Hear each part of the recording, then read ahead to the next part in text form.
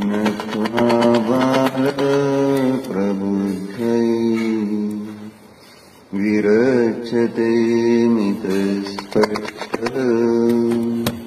संदर्भन्यायदीपिकम्।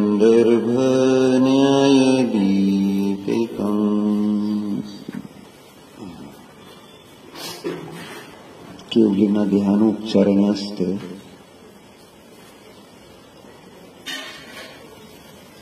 त्याचं वर्णन प्रवचनसारख्या आधारे आपण बघत होतो.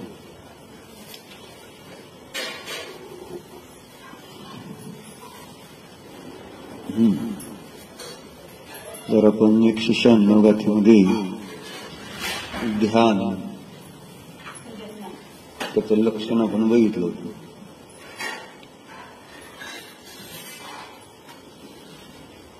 जयसेनाचार्यांनी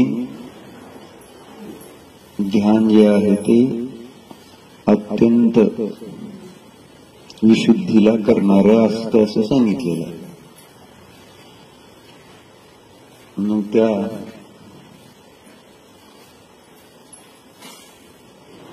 ध्यानाचा कर्ता, ज्याला ध्याता म्हणतात, त्याचं लक्षण दिलं की जो मोह आणि कलुषतेला नष्ट केलेला आहे आणि विषयापासून विरक्त आहे, मनाला ज्याने रोखलेला आहे आणि जो स्वभावामध्ये स्थित आहे, असा तो जीव ध्याता म्हटला जातो. आणि अशा त्या शुद्धात्म्याच्या ध्यानानेच अत्यंत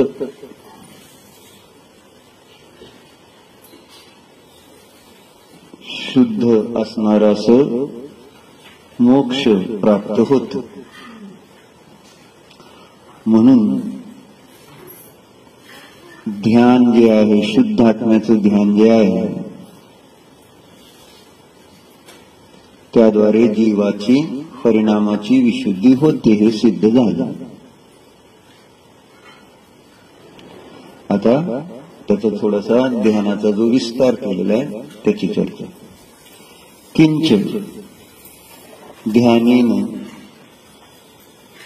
किल आत्मा शुद्ध जातः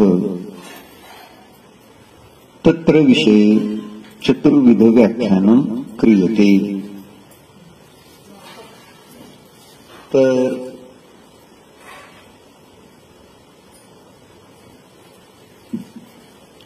ध्यानाद्वारे जी आत्म्यामध्ये शुद्धता उत्पन्न होते,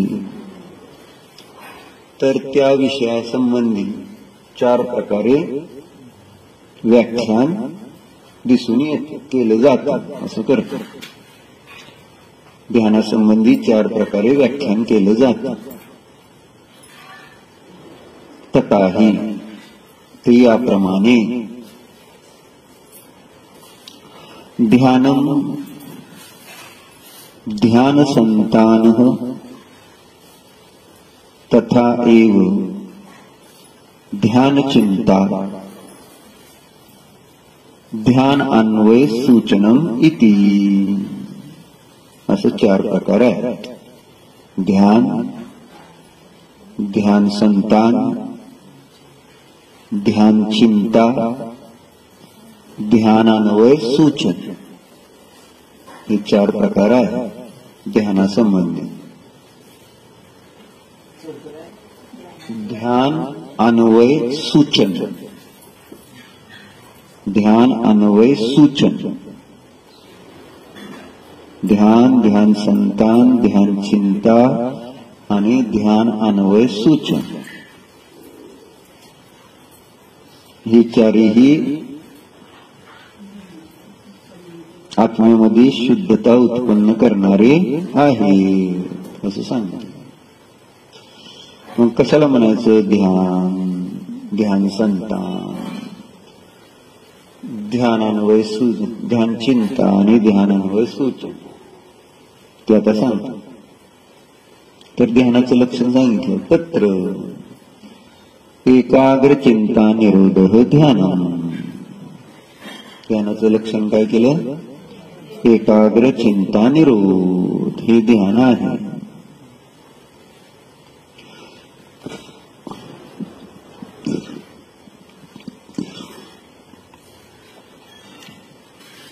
विशिष्ट विषयामध्ये उपयोगाला एकाग्र केला असताना जो चिंतेचा निरोध त्याला ध्यान म्हणते. तर ते तत्र तच्च शुद्ध अशुद्ध रूपेण द्विधा. ते शुद्ध आणि अशुद्ध या रूपाने दोन प्रकारचं आहे. ठीक आहे.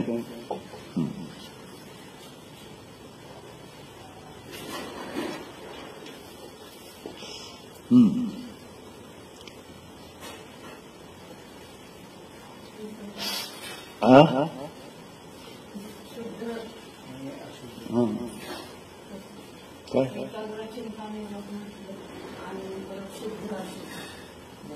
भेद केले तरी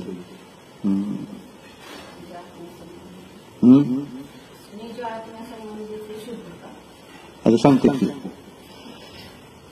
का नाही सांगितलं का नाही सांगितलं. बर मग काय अर्थ रौद्र ध्यान अशुद्ध ध्यान आणि धर्म शुक्ल ध्यान शुद्ध ध्यान असं शुद्ध अशुद्ध रूपाने ते दोन प्रकारचं सांगितलं. काय असा अर्थ घ्यायचा. आता ध्यान संतान सांगते. अथ ध्यान संतान कथ्यते. ध्यान संतान सांगतात.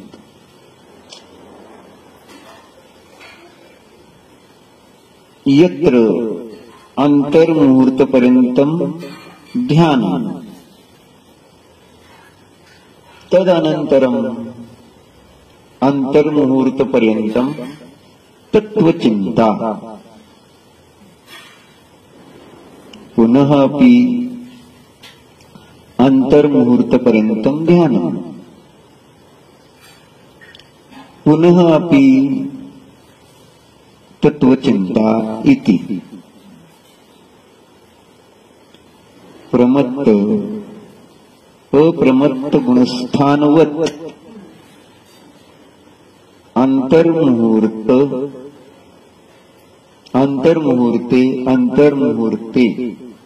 गते सति परावर्तनम अस्ति स ध्यान संतानः बन्यते. काय सांगितलं?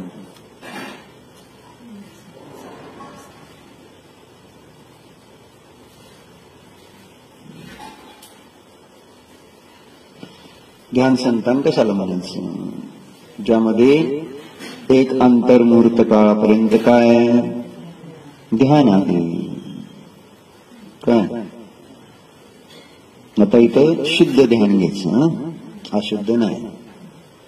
एक अंतर्मुहूर्त पर्यंत ध्यान आहे आणि एक अंतर्मुहूर्त पर्यंत परत तत्वचिंतन असं तत्वचिंता.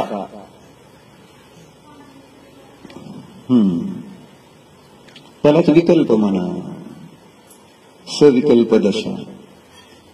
आणि ध्यान म्हणजे निर्विकल्प दशा असं म्हणा. अंतर्मुहूर्तपर्यंत निर्विकल्प आहे, अंतर्मुहूर्तपर्यंत सविकल्प आहे, पुन्हा अंतर्मुहूर्तपर्यंत ध्यान आहे, पुन्हा अंतर्मुहूर्तपर्यंत तत्वचिंता.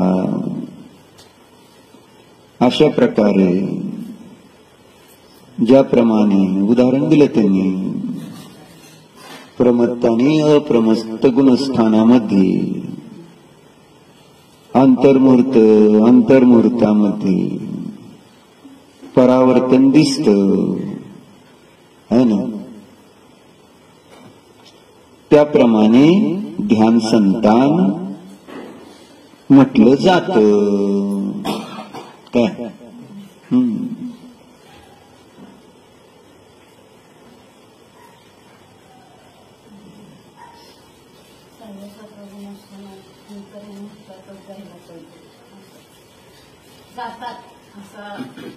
अर्थ ना तेवढे गुणस्थानात काळच तेवढा ना, त्यापेक्षा जास्त काळ नाही ना. 6व्या गुणस्थान आणि 7व्या गुणस्थानाची संख्या काढताना काढलेली तेच निम्मा काळ आहे 7व्याचा 6व्यापेक्षा. ते कशामुळे काढला तर त्या प्रमत्त गुणस्थानाचा काळ आणि अप्रमत्त गुणस्थानाचा काळ त्याच्यावरूनच पायाखाली मामीला चटई द्या म्हणतात.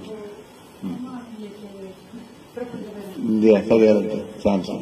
तुम्हाला पण घ्या, तुम्हाला सगळे चटया देतील पुढच्या जन्मात.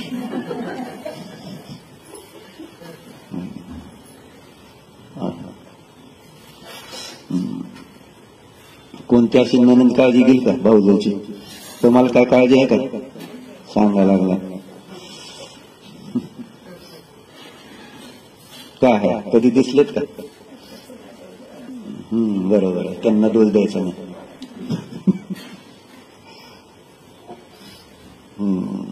कळलं का मामी तुम्हाला कसं ननंद बोलते टोचून?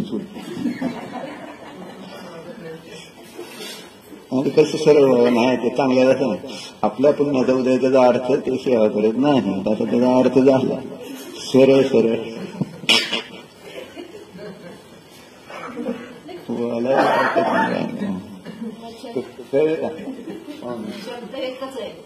मावशी आहे ती.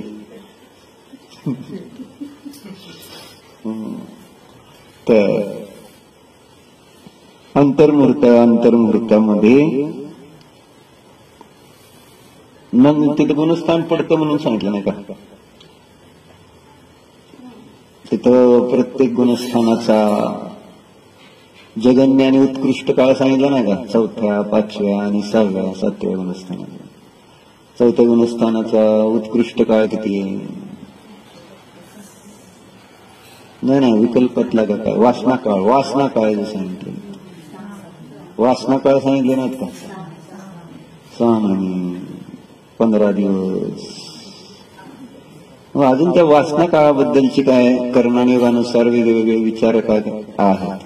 म्हणजे आपण त्या वासना काळानुसार महाराजांनी जे सांगितलं तर त्यांचं म्हणजे त्याच्या आधाराने महाराजांनी काय सांगितलं की बाबा 6 महिन्यापर्यंत जर तो निजध्रुव शुद्धात्म्याचा अनुभव करणार नाही, म्हणजे 6 महिन्यात एकदा कमीत कमी नाही जास्तीत जास्त, तर त्याचं ते गुणस्थान जाणार आहे. म्हणून 6 महिन्यातून एकदा आत्मानुभव घेणारच तो. म्हणून गर्भात आलेला क्षैक समय दृष्टी गर्भात सुद्धा आत्मानुभव घेतो.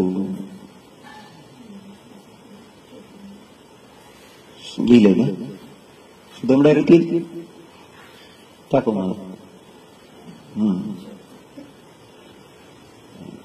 पात्र केसरी स्तोत्र मध्ये आलेले होते तसं तर एका श्लोकामध्ये 26 नंबर वगैरे असेल.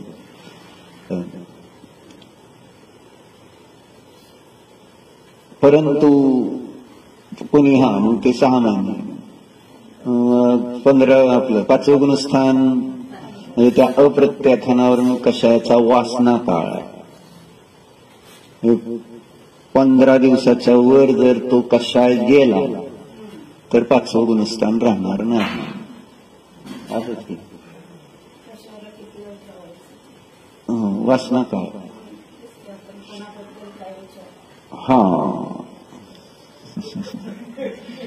छान सांगितलं.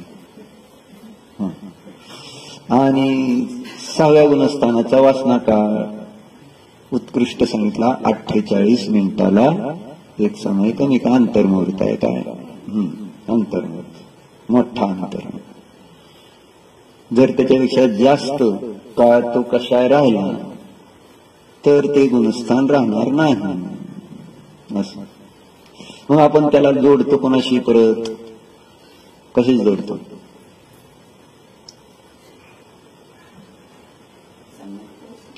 पाषाण रेखा, भूमी रेखा, धुली रेखा, आणि पाण्यावरची रेष म्हणजे ती मिटण्यासाठी लागणारा काळ. दगडावर ओढलेली रेष लवकर मिटणार नाही. भूमीमध्ये म्हणजे नांगरल्यावर ते भूमी अशी त्याचा काळ, काही काळानंतर ते परत रेष मिटून जाईल.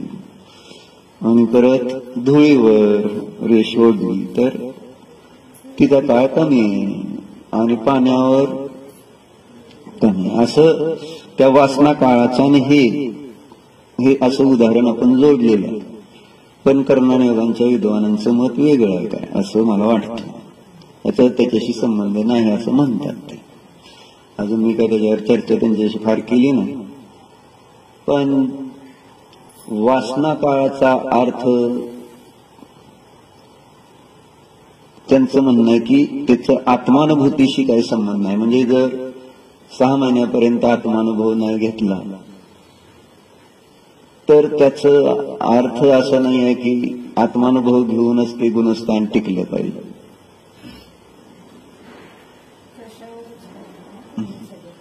तेच म्हणतो. मग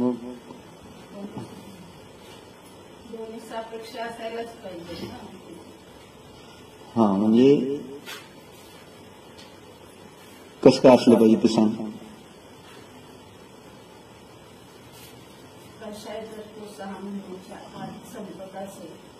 त्याला खेळ आहे ना म्हणजे शुद्ध प्रयोगात्मक खेळ आहे.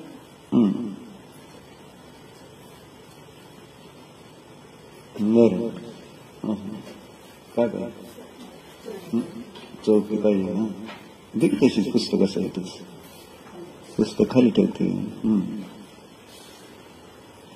तर त्याचा नीट तुला येतं का वासना काळाचा?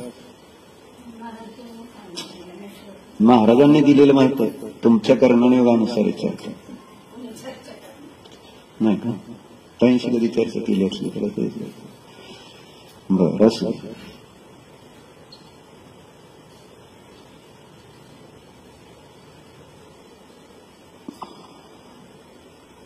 बरं जाऊ दे आपल्याला आत्ता काय विषय घेऊ नये. पण ह्याच्या आधाराने असं सांगितलं किंवा अव्रती समय दृष्टीला 6 महिन्यातून एकदा तर आत्मानुभव होणारच असं त्याचा अर्थ केला. देशवृत्तीला 15 दिवसात जास्तीत जास्त 2 आत्मानुभूतीतला अधिक काळ जास्तीत जास्त मोठा काळ आणि मुनींचा जो आहे तो 2 आत्मानुभूतीतला मोठा काळ आहे तो अंतर्मुहूर्त 48 मिनिटाला 1 समय. त्यापेक्षा जास्त काळ जाईल तर ते खाली येते. म्हणजे ती कषायांची तीव्रता झाली की ती तीव्रतेमुळं ते गुणस्थान राहू शकणार नाही असा त्याचा अर्थ आहे.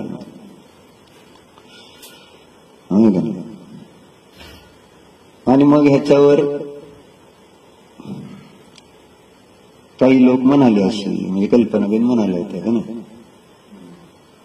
92, 93, 94 साली कधीतरी असेल की 92 साली कर्णनिक शिकवत असताना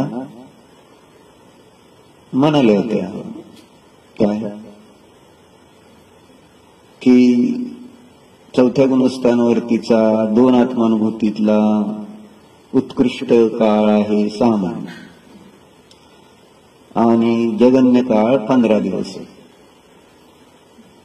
2 आत्मानुभूतीच्या मध्ये 4थ्या गुणस्थानावरतीचा काळ जगन्य किती 15 दिवसाच्या आत आत्मानुभव होत नाही 4थ्या गुणस्थानावर असं सांग. उत्कृष्ट काळ आणि जगन्य काळ म्हणजे तसंच केलं. जसं नरकातली आयु आहे ना, पहिल्या नरकातली उत्कृष्ट आयु आणि दुसऱ्या नरकातली जगन्य आयु 1 समान असं तसं इथे लावलं. मग आम्ही त्यावेळेस म्हटलं विरोध केला. आपल्याला कळत नव्हतं काय पण आपण आता ध्यान करायचं ना. मग 2 आत्मानुभूतीमध्ये एवढा काळ आणि आम्ही अव्रती होतो ना त्यावेळेस, असं म्हणू. मग 6 म्हणजे 15 दिवस बसायचं का वाट बघत? मग आम्ही विचारलं की आमची तर्क चालले की म्हटलं एखादा जीव मिथ्यात्वात जातो आणि परत अंतर्मुखता सम्यक्त्व प्राप्त करतो. मग चतुर्थ गुणस्थानावरती मिथ्यात्वाचा उदय आला तर पहिल्याच जातो आणि परत उदयाने येतो का आत्मानुभूतीने येतो? प्रश्न असा नाही. त्यांचे नाही, मला तेच नाही. आत्मानुभव घेऊनच परत चौथा येईल ना पहिल्यात ना. मग म्हटलं तिथं म्हटलं मिथ्यात्वात जाऊन अंतर्मुहूर्तात आत्मानुभव घेण्याची योग्यता आहे आणि चौथ्या गुणस्थानवरतीला 15 दिवस वेटिंग करावं लागणार आत्मानुभूतीला. मग मी म्हटलं मिथ्यात्वात जाणं चांगलं. मग आत्मानुभव घ्यायला पहिल्या गुणस्थानात जाऊन लगेच अंतर्मुहूर्तात आत्मानुभव मला घेता येतो आणि चौथ्यातच जर राहिलो मी तर मला 15 दिवस आत्मानुभव घेण्यासाठी वाट बघावं लागेल. मग ते म्हटले कसं करेल, भाव करणार नाही तसं सम्यक मिथ्यात्वात जायचं. मी म्हटलं पण ते 15 दिवस. मग म्हटलं माझा तर्क असा, अनंतानुबंधी कशाय जास्त तीव्र आहे का अप्रत्याख्यानावरून कशाय जास्त तीव्र आहे? कारण अप्रत्याख्यानाचा उदय असताना 15 दिवस मला ती आत्मानुभूती घेऊ देत नाही आणि मिथ्यात्व गुणस्थानात गेल्यावर अनंतानुबंधीचा उदय असताना मला तिथं ते कशा आहे, मात्र मला अंतर्मुहूर्तात नष्ट करून परत आत्मानुभव देऊ शकतो. असं मी त्यांना वाकडं लावायचंच माझं काम होतं त्यावेळेस. कल्पनांचं माझं कधी जमत नव्हतं. त्यामुळं तसं काय नाही, चुकीचं वाटल्यानंतर मला लावले. तुला पण लय वेळा लावले पण तू काय मान्य करत नाही. तुला युक्ती सुद्धा मान्य नाही, कल्पना व्यानला एक मान्य नाही, तुला नक्की तटही घ्या, शिकले का तटही घ्या. आता तुम्ही इथे दिवाळी खाऊनच जावा, चांगलं दिवाळ. अरे चांगलं आहे, करू द्या त्यांचे त्यांना. आता काय लय झालं, आपण शिकार केला, भयंकर कष्ट केले, कळू तर द्या की बाबा.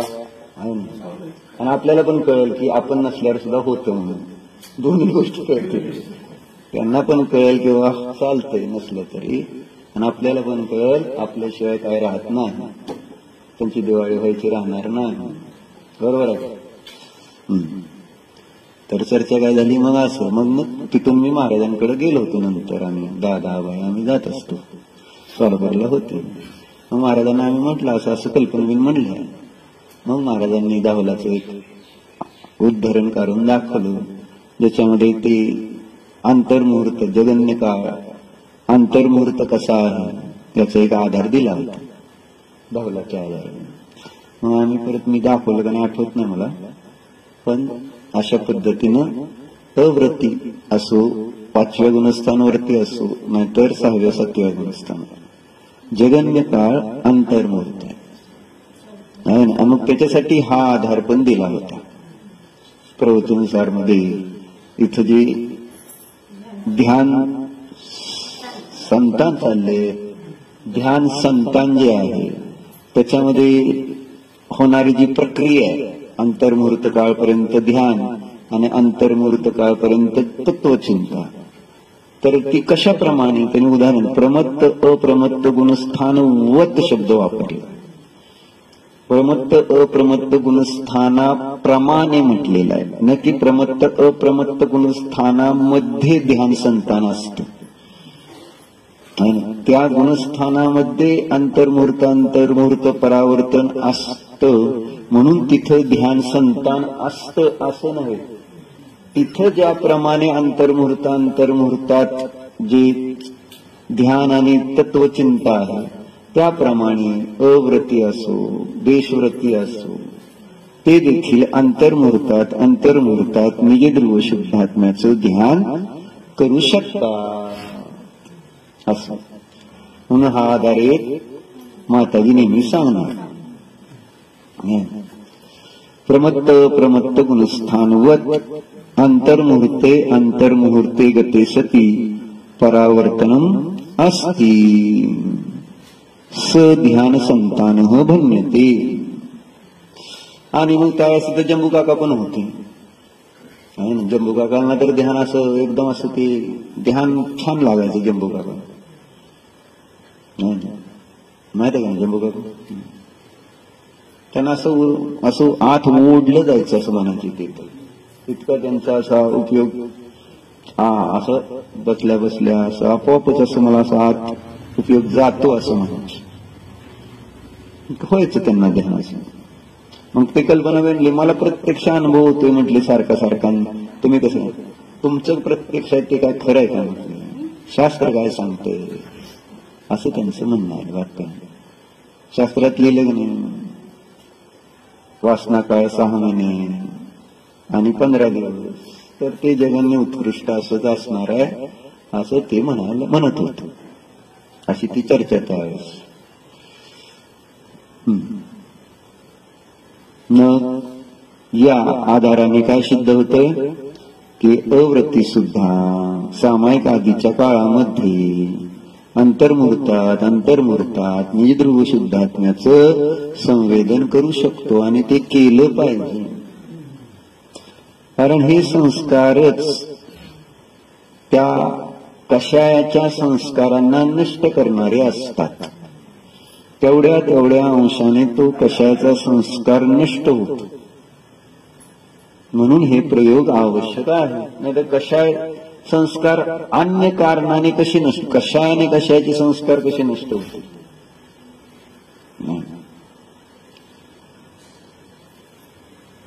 म्हणून जैन तत्वमीमांसेमध्ये वर्णन आपलं फुलचंदी शास्त्रीने चांगलं वर्णन दिले त्याचं. निश्चय ध्यानाच्या अपेक्षेने कशा पद्धतीनं त्या जीवात ऍक्च्युली त्या द्वारका सहजानंद वर्णिजींनी पण दिलं अनेक ठिकाणी की अशुद्धता नष्ट करणारं कारण ही आत्म्याला जाणून उत्पन्न होणारी विशुद्धीच आहे. परंतु कर्णाणी योगामध्ये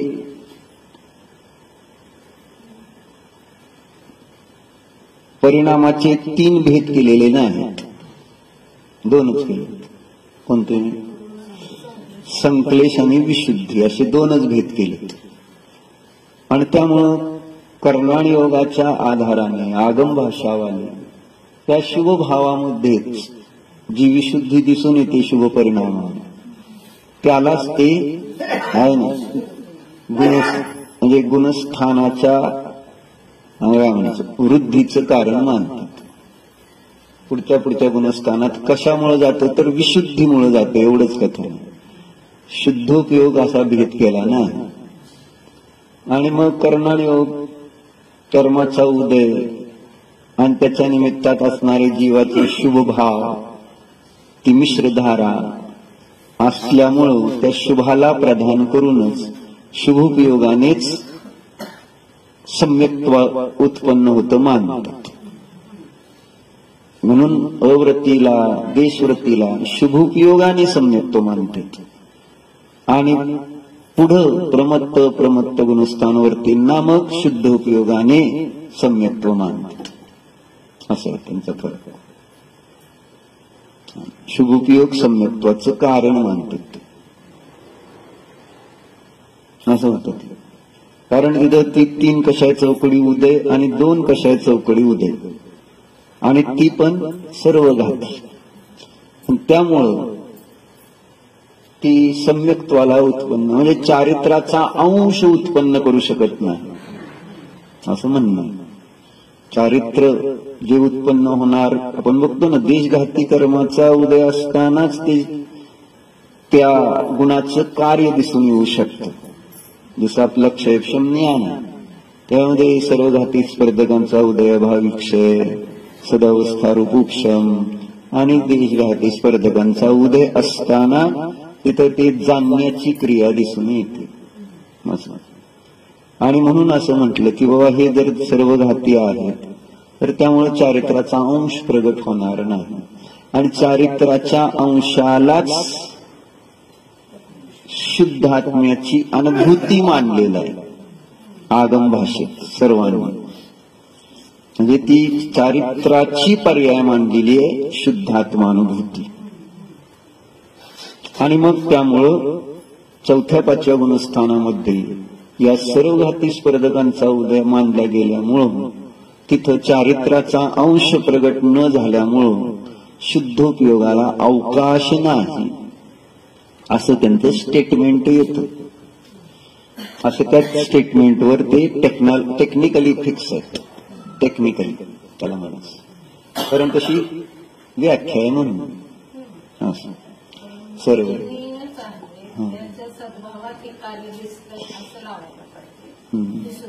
नाही सर्व घाती हा जो एक त्याचा अनंत अप्रत्याख्यान, अनंतानुबंधी अप्रत्याख्यान आणि प्रत्याख्यानावरून जो कर्मोदय आहे तो सर्व घाती स्पर्धक आहे असं म्हटले. संज्वलन जे कर्मोदय आहे तो देशघाती आहे. म्हणून संज्वलन कशाच्या उदयातच चारित्र असणार आहे आणि त्याच्या अगोदर नाही. म्हणून कर्णानुयोगमध्ये काही ठिकाणी सम्यक दर्शन आणि सम्यक ज्ञान सांगितलं गेलं चौथ्या पाचव्या गुणस्थानावाल्या. दोनच रत्न असतात. चौथ्या गुणस्थान आणि पाचव्या गुणस्थानावरतीला मोक्ष मार्ग सम्यक दर्शन सम्यक ज्ञानाने होतो. ही एक त्याच्यातनं त्यांनी केलेली व्याख्या. म्हणजे सम्यक दर्शन ज्ञान चारित्र आणि मोक्ष मार्ग हा फक्त 6व्या 7व्या गुणस्थानापासूनच पुढं. इथं खाली तोडरमलजींनी पण तो तसा भाव ग्रहण करून त्या पद्धतीने लिहिलं नाही.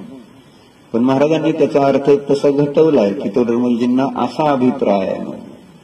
पण तोडरमलजींनी लिहिताना तर लिहिलंय की चौथ्या गुणस्थानवरतीला मोक्ष मार्ग होणार आहे म्हणून. याके होसी शब्द वापरला. पण त्या होसीचा अर्थ महाराजांनी केलेला चौथ्या गुणस्थानवरतीला मोक्ष मार्ग आहे आणि होणार. म्हणून मग त्याचं त्यांनी अर्थ असं केलं की ज्या गावाला जायचं त्या गावाला तोंड केलेलं आहे चौथ्या गुणस्थानवरती, पण पाऊल नाही टाकला. म्हणून तो मोक्षमार्गी उपचाराने म्हटला जातो असं म्हटलेलं आहे. चौथ्या पाचव्या गुणस्थानवरतीला उपचाराने मोक्षमार्गी म्हटले, कारण चारित्राचा अभाव. या हेतून तिथं चौथ्या गुणस्थान आणि पाचव्या गुणस्थानवरतीला सम्यक दर्शन आणि सम्यक ज्ञानानेच उपचाराने मोक्षमार्गी म्हणायचं. वास्तविक ते मोक्षमार्गी नाही. अशी ती कर्णानुयोगाच्या मुख्यतेने कषायाच्या उदयानुसार सांगितली गेलेली चर्चा. बरोबर. पण चारी अनुयोगाचा मेळ बसला पाहिजे. प्रथमानुयोग, कर्णानुयोग, चरणानुयोग, द्रव्यानुयोग. म्हणून 1 नंबर चार्ट महाराजांनी करून 276-77 गाथा मृत्युंद्राचार्यांच्या अपेक्षेने आणि जयसेनाचार्यांच्या अपेक्षेने 298-99 समय सारची. त्याच्यामध्ये जी जयसेनाचार्यांनी तिन्ही घेतले, म्हणजे त्या व्यवहार आणि निश्चय सम्यक्त्वाचा कसा मेळ आहे सांगताना. निश्चय मोक्ष मार्गे स्थितानां तु नियमेन मोक्ष भवति. व्यवहार मोक्ष मार्गे स्थितानां तु भवति न भवति. निश्चय मोक्ष मार्गावर जे स्थित असतात त्यांना नियमानं मोक्ष आहे. पण जे व्यवहार मोक्ष मार्गावर स्थित आहेत त्यांना मोक्ष होईल पण किंवा नाही पण होणार असं दिलेलं. मग त्याची कारणं देताना त्यांनी सांगितली. तेव्हा मग तेच चार्टमध्ये सगळं गटवलं. व्यवहार सम्यक दर्शन ज्ञान चारित्र्य कसं आहे काय आहे इथं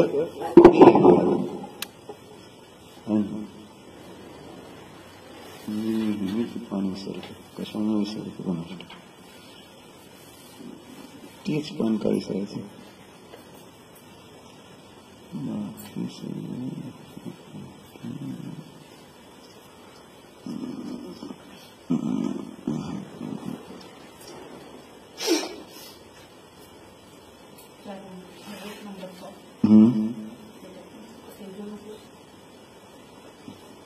जुनं पुस्तक आहे म्हणून काय झालं?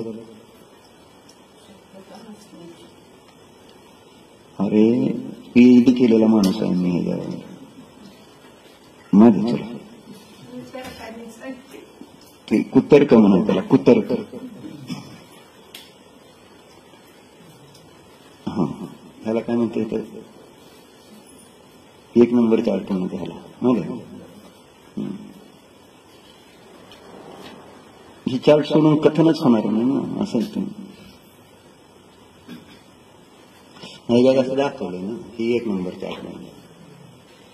प्रथमानुयोग, चरणानुयोग, कर्णानुयोग आणि द्रव्य अशी 4 अनुयोग आहे काय. इकडे आगम भाषा दिली या 3 अनुयोगाने. प्रथमानुयोग, कर्णानुयोग आणि चरणानुयोग. आणि द्रव्यानुयोगाच्या खाली अध्यात्म भाषा लिहिली.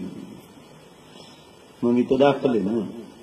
प्रथमानुयोग, चरणानुयोग अपेक्षेने व्यवहार मोक्ष मार्ग दिसून येतो आहे ना.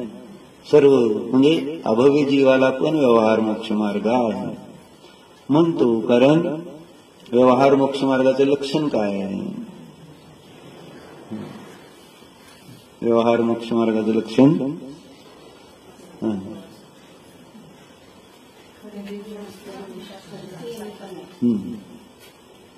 सांगितलं. जीवादी सद्दहनम ही या गाठीत केलेलं 276-77 जयसेनाचार्यांच्या अपेक्षेने 98-99 दिलं की 276-77 नाही 95-96 98-99 295-96 गाठी जयसेनाचार्यांच्या अपेक्षेने.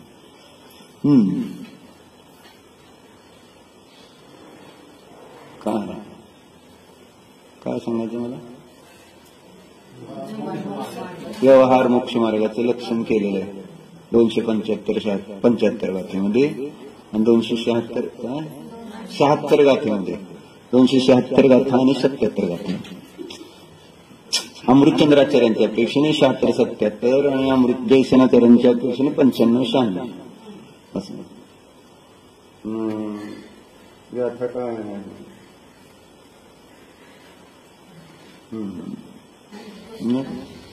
जरा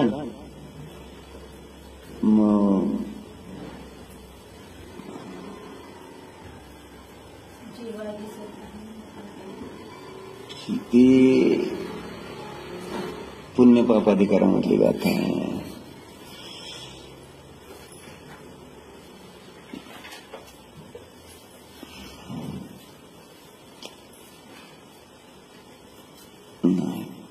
गेली गाथा पण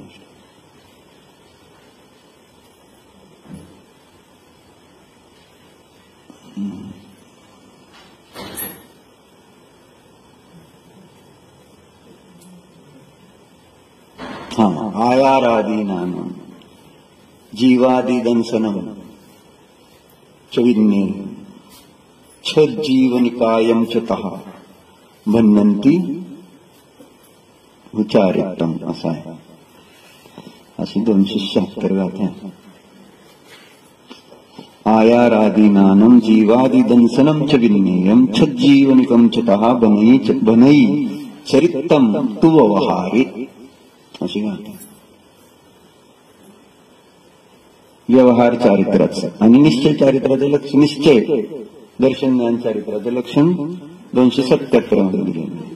आदाखमज्जनानम आदामे दंसनम चरितम च आदापच्छखानम आदामे संवरो जोगो अशी ती व्यवहार सम्यक दर्शन ज्ञान चारित्र आणि निश्चय सम्यक दर्शन ज्ञान चारित्राला सांगणारी गाथा काय.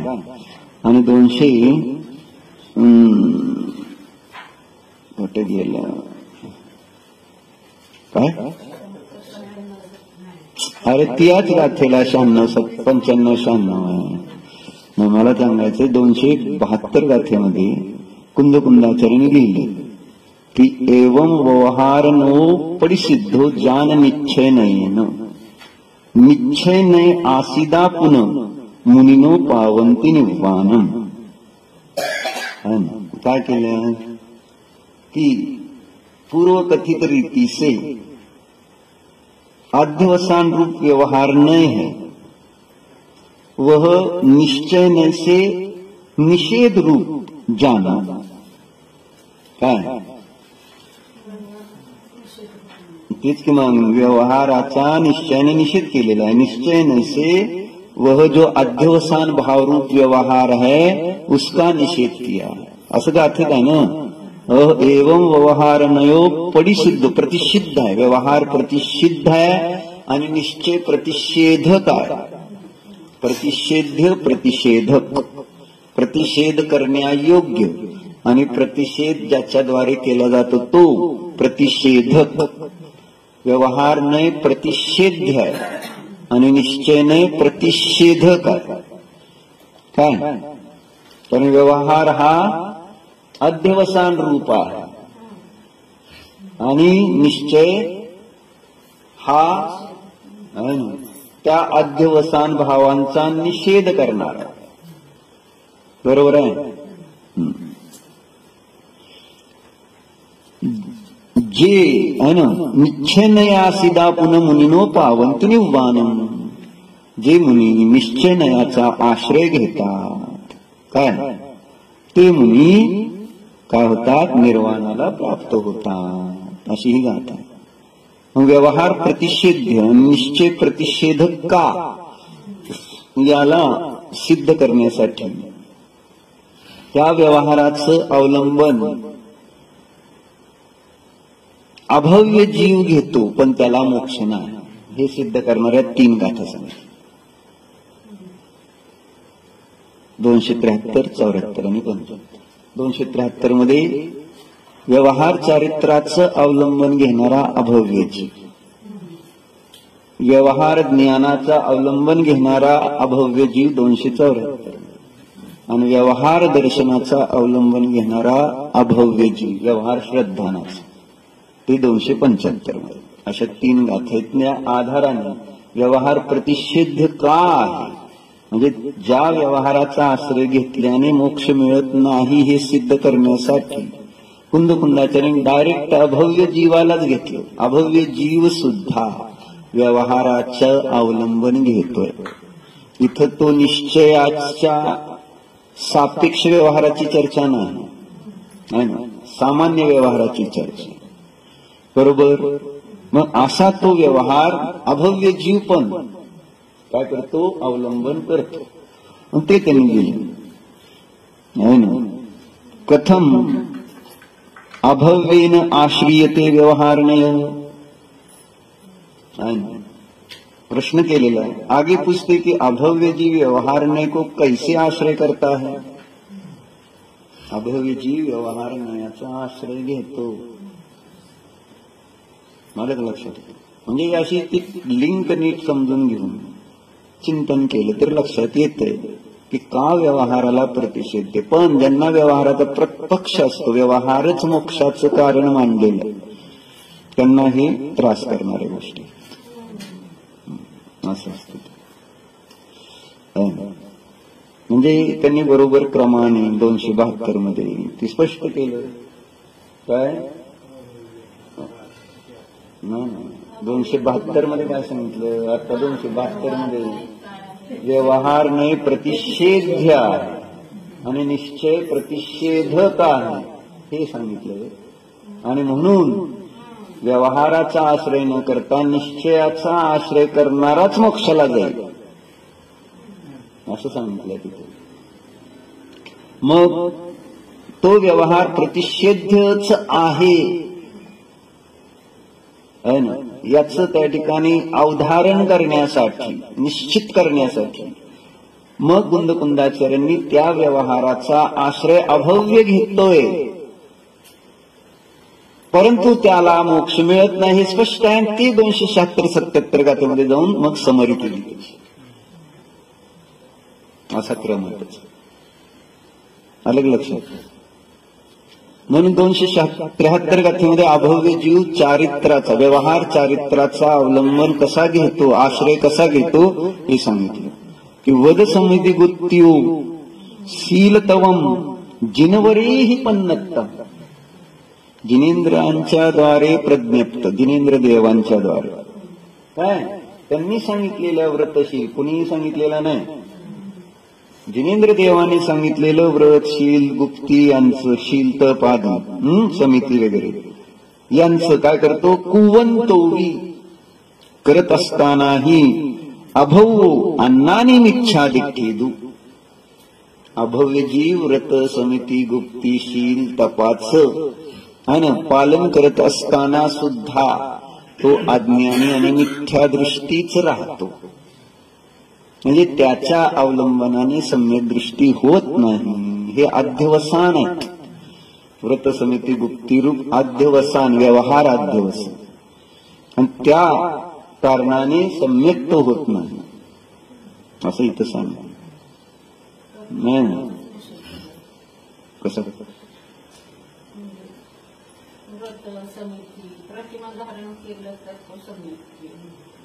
पौर्णिमास म्हणतो ते चरणाने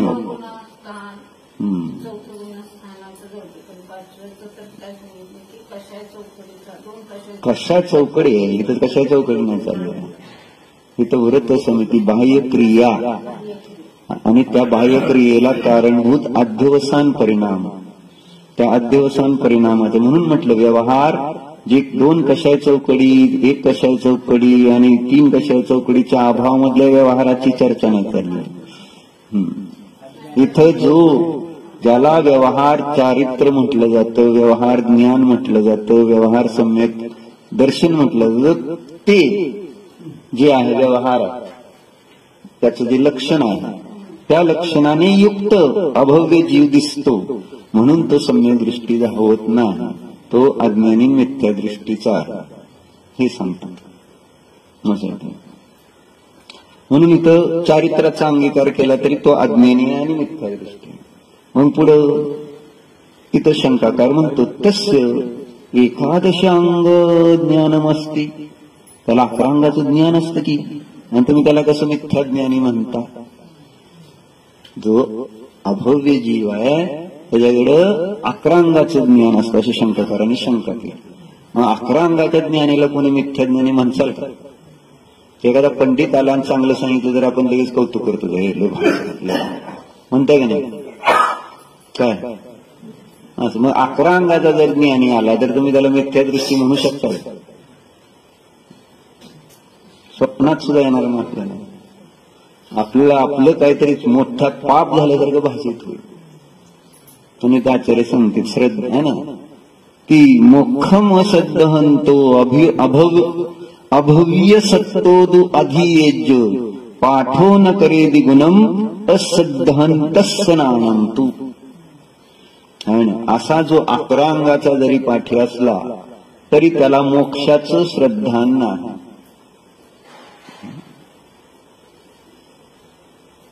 त्याला ज्ञानाचं श्रद्धान नाही. म्हणून त्याचा तो 11 अंगाचा अभ्यास त्याच्या पर्यायामध्ये सम्यक ज्ञान रूपी गुणाला करणारा नाही. पाठो न करेदि गुणम असं म्हटलं. एवढा अभ्यास केला तरी काही नाही असं सांग. म्हणजे शंकाकारांनी शंका घेऊनच आगे शिष्य कहता है कि उसके तो 11 अंग तक का ज्ञान होता है तो उसे अज्ञानी को कहा.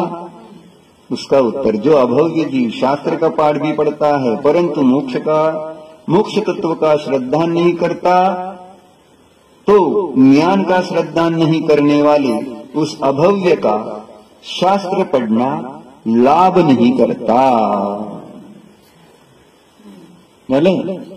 मग आता पुढं तस्य धर्मश्रद्धानमस्ती, त्याला धर्माचं श्रद्धांतर आहे. देवशास्त्र गुरुचं श्रद्धान आहे असं जे काय आपण म्हणून तत्वाचं श्रद्धान आहे. मग त्याचं त्या ठिकाणी निषेध करताना आचार्याने सांगितलं सद्दह दिय पत्ते दिय रोचे दियतः पुनोय भासे धम्मम भोग निमित्तम नदुकम मुखय निमित्तम. श्रद्धान करतो सांगितलं ना, प्रतीती करतो, रुची करतो, पुन्हा पुन्हा त्याचा स्पर्श करतो. त्या व्यवहार नाही ना तत्वांचा जे काय आहे श्रद्धानाचे विषय पुन्हा पुन्हा स्पर्श करतो. पण ते सगळं कशासाठी? भोग निमित्त. भोगासाठी हे त्याचं श्रद्धान आहे, प्रतीती आहे, रुची. कर्मक्षयासाठी नाही. काय शीतल कशासाठी धर्म? धर्म कशासाठी करायचा? कर्माच्या क्षयासाठी धर्म आहे, हे श्रद्धान त्याच्यामध्ये नाही, हे सांगायचं. म्हणून आपण सकाळी चर्चा करते त्यावेळेसाठी सगळे ऐकते, परंतु श्रद्धान भोगाकडे आहे का कर्मक्षयाकडे? कोणाचं लक्ष आहे की मला कर्मक्षय करायचं आहे? हे तत्व ऐकून, हे देवदर्शन करून, गुरूंची सेवा करून माझ्या कर्माचा क्षय मला करायचा आहे, या लक्षाने देवशास्त्र गुरुचं त्या ठिकाणी श्रद्धान आहे का आपण तपासा. भले म्हणा दुःख कौकमुख हो, परंतु आपण त्या परिणामामध्ये तो अध्यवसांतर भाव आहे का की मला कर्मक्षय करण्यासाठी हे काम करायचं? कर्मक्षय करण्यासाठी हे काम करायचं आहे, हा एक अध्यवसान आहे. आणि तो कर्मक्षय करण्याचं जर कार्य आहे ते ध्यानाने, आत्मानुभूतीने, ते कर्मक्षय करायचं आहे म्हणून होत नाही. तो भाव आहे चांगला, विशुद्ध, तो होणार लब्धीमध्ये, परंतु त्याने कर्मक्षय होणार. कर्माचा क्षय आहे ना, स्वानुभवानेच त्या मिथ्यात्वादी सात प्रकृतीचा क्षय उपशम क्षय उपशम ते 276-77 मध्ये दिलेलं आहे. हे सांगा. म्हणून कर्मक्षय किती महत्वाचा आहे त्याला आपण विचारात, म्हणून कर्णाणयोग वाचायचं. कर्णाणयोग वाचायचं प्रयोजन ते की हे सगळं कर्म आहे ते मला नष्ट करायचंय, हे कुठं आहे, कसं आहे समजून घ्यायचंय. आणि ते समजल्यानंतर चौथ्यात हे कर्म आहे, 3 कशाय चौकडी उदय आहे, तर ते मला नष्ट करायचं ही भावना आहे. व्रतीला, देशव्रतीला भावना आहे मला हे कर्म नष्ट करायचंय. 2 कशाय चौकडीचं जे आहे ते आहे ना, आणि ते मला नष्ट करायची ही भावना. तर त्याचं 5वं 4थं 6वं 7वं गुणस्थान, त्याचं पहिलंच गुणस्थान भावनाच नाही कर्मक्षयाची, तर मग असं. म्हणून ते कर्मक्षय महत्वाचं. त्याच्याशिवाय संसाराचा नाश होत नाही. आत्म्यातच की शुद्ध आत्म्याच्या ध्यान, निज ध्रुव शुद्ध आत्म्याचं ध्यान. मग आता हे सगळं झाल्यावर इथं समीकरण केलं, इथं त्याचं शीर्षक दिलं 276-77 ला अमृतचंद्र देवांनी, की दृशौ प्रतिषेध्य प्रतिषेधको व्यवहार निश्चय नयौ इति चेत. आगे पूछते हैं कि निश्चय नय तो व्यवहार का प्रतिषेधक कहा है और निश्चय नय के व्यवहार नय प्रतिषेधने योग्य कहा है. सो ये दोनों ही किस तरह है? निश्चय हा प्रतिषेधका आहे, प्रतिषेध करणार आहे, निषेध करणार आहे व्यवहाराचा, आणि व्यवहार निषेध करण्यायोग्य आहे. हा संबंध कसा लावता तुम्ही असा प्रश्न केल्यावर मग ह्या 2 गाथा सांगितल्या की व्यवहार सम्यक दर्शन ज्ञान चारित्र कशाला म्हणायचंय आणि निश्चय सम्यक दर्शन ज्ञान चारित्र कशाला म्हणायचं. मग व्यवहार सम्यक दर्शन ज्ञान चारित्राचं लक्षण काय केलं? आचार आदी ज्ञान, त्याला म्हणायचं व्यवहार सम्यक ज्ञान. जीवादी सद्धान, जीवादी सत्वाचं श्रद्धान, त्याला म्हणायचं व्यवहार सम्यक दर्शन. छज्जीवनिकम च तहा आहे ना, षट काय जीवांची रक्षा करणं, त्याला म्हटलेलं आहे चरित्रम तो व्यवहार, त्याला व्यवहार चारित्र म्हणतात. मग याचा निषेध कसा करायचा असा प्रश्न येईल. हे प्रतिषेध्य आहे. आचार आदी अंगाचं ज्ञान प्रतिषेध्य आहे, जीवादी सातत्वाचं श्रद्धान प्रतिषेध्य आहे, आणि षट जीवनिकायाची जी आहे ना रक्षा ही निषेध्य आहे. म्हणजे हिंसा करायची ही व्यवहार आहे, आणि व्यवहार प्रतिषेध आणि निश्चय प्रतिषेधक कसा आहे तो? मग एकदम सोपा आहे निश्चय. म्हणजे एवढा सोपा सांगितला तर ते लोकांना तेवढा सोपा नको आहे. एक आत्मा सगळं काय एवढं सांगितलं त्यांनी. ज्ञान आत्मा आहे, श्रद्धा आत्मा आहे, चारित्र आत्मा आहे, संवर आत्मा आहे, प्रत्याख्यान आत्मा आहे, योग आत्मा आहे, चारित्र आत्मा आहे. बस एक आत्मा जाणला, सगळं काही ज्ञान आलं, दर्शन आलं, चारित्र आलं. एक आत्मा, आत्म्यालाच म्हटलेलं आहे ना, ज्ञान दर्शन चारित्र प्रत्येकान संवर योग असा आहे तो निश्चय. दर्शन ज्ञान चारित्र हा प्रतिषेध काय, याद्वारे व्यवहार प्रतिषेधला जातो. मग त्याचं स्पष्टीकरण जयसनाचार्यांनी केलं ते आपण नंतर पाहू. ओम नमः.